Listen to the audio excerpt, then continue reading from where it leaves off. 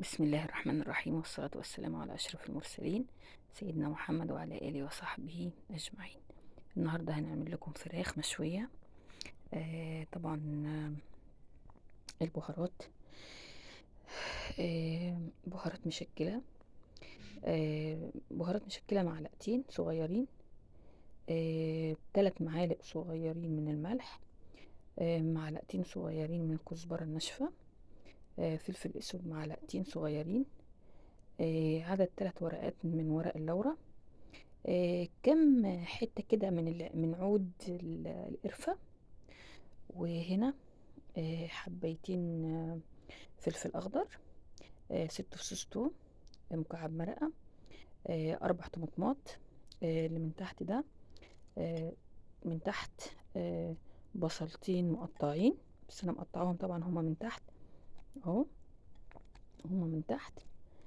وهنضربهم في الكبة عشان يتبل بيهم الفراخ. اهو يا جماعة، حطيت الخلطة كلها في الكبة وهشغلها، وبعد ما تتضرب ان شاء الله هبتدي احطها في الفراخ. على فكرة يا جماعة، انا حطيت بشرة جوز الطيب، يعني معلقتين ونص من بشرة جوز الطيب على الخلطة اهو، بعد ما اتفرمت، وهفرمهم تاني مع بعض عشان جوز الطيب تدوب فيهم. اهو يا جماعة، احنا كده عملنا الفراخ.